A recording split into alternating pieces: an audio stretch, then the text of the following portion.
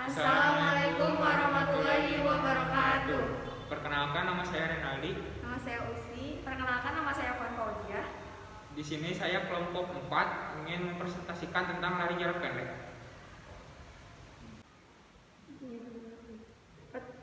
Peta konsep lari jarak pendek terbagi menjadi 4. 1. Awalan, 2. Fase berlari, 3. Memasuki garis finish, 4. Peraturan perlombaan.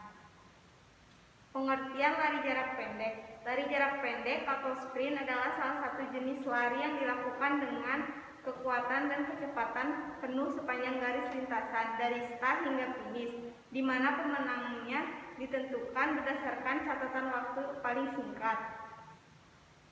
Lari cepat atau sprint adalah perlombaan lari di mana peserta berlari dengan kecepatan dan kekuatan penuh atau maksimal sepanjang jarak yang harus ditempuh dan start hingga finish. Lari jarak pendek ada 3 kategori, yakni jarak 100 meter, 200 meter, dan 400 meter.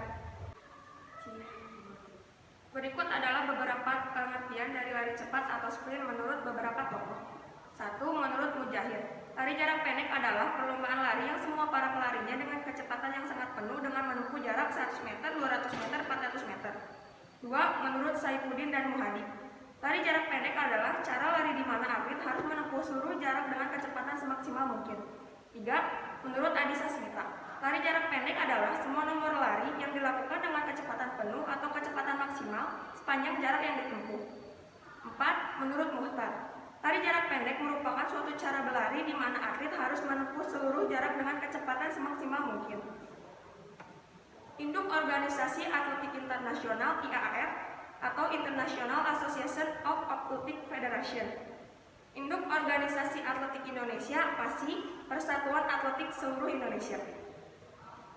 Awalan start jongkok. Start jongkok adalah start lari dengan sikap gaya jongkok. 3 tahapan yang harus dilakukan dalam start jongkok. Dalam perlombaan lari ada 3 macam start, yaitu 1. Start jongkok untuk lari jarak pendek menggunakan start jongkok, 2. Start berdiri, 3. Start melayang dilakukan hanya untuk lari ke 2, 3, 4 dalam lari estafet 4 kali 100 meter. Teknik jongkok ada 3. 1. Bersedia, ambil posisi jongkok lalu letakkan tangan di tanah tempat melakukan lari. Kemudian ibu jari dan jari yang lain membentuk huruf V terbalik. Bahu condong ke depan sedikit di depan tangan dan lengan lurus. Kepala rileks, pandangan ke depan dan letakkan kaki menghadap garis start. 2. Siap, angkat panggul ke atas sedikit lebih tinggi dari bahu. Garis punggung sedikit menurun ke depan, badan lebih condong ke depan. Kepala rendah, leher tetap rileks, pandangan agak ke bawah sedikit, kemudian lengan tetap lurus dengan jangan bengkok. Pada saat mengangkat panggul, ambil nafas dalam-dalam. 3. Ya, badan diluruskan dan diangkat saat kedua kaki menolak pada start belok. Kemudian, kedua jangan diangkat dari tanah, diayunkan bergantian. Kaki belakang mendorong lebih kuat, dorongan kaki depan sedikit demi sedikit. Kaki belakang diayunkan ke depan dengan cepat sedangkan badan condong ke depan. Lutut dan pinggang diluruskan penuh pada saat akhir dorongan. Fase lari. 1. Posisi tubuh atau badan condong ke depan secara wajar, serta otot sekitar leher dan rahang tetap rileks, dengan kepala dan punggung dalam posisi segar. Pada saat lari, mulut tertutup rapat serta pandangan ke depan lintasan.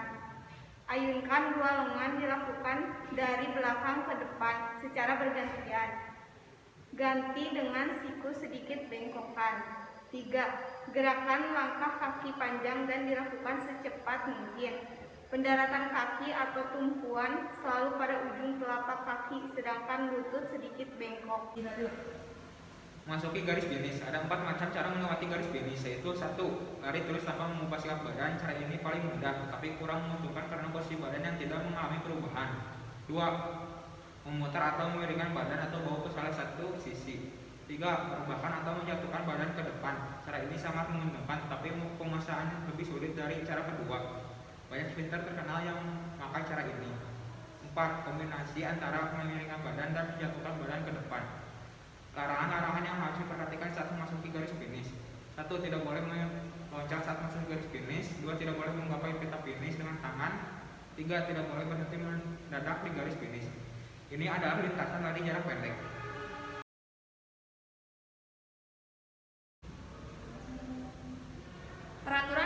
perlombaan lari jarak pendek.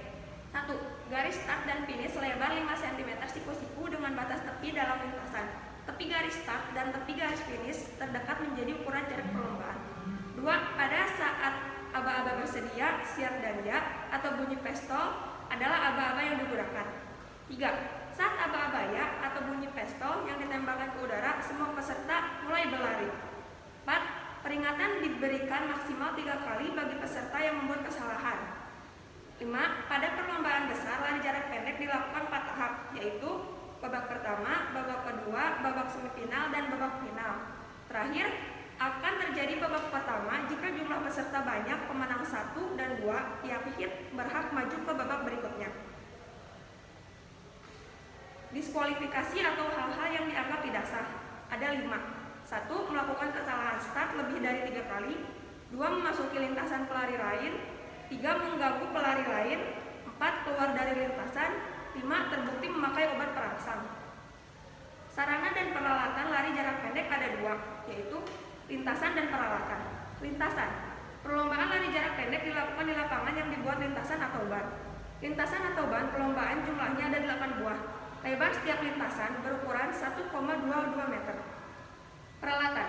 Alat yang digunakan dalam perlombaan lari jarak pendek misalnya sepatu spike, start block, yang finish, stopwatch, dan bendera start atau pistol. Sekian dari kelompok kami, mohon maaf bila ada kesalahan. Bagi rekan-rekan semua yang ingin bertanya seputar lari jarak pendek bisa di kolom komentar. Terima kasih. Wassalamualaikum warahmatullahi wabarakatuh.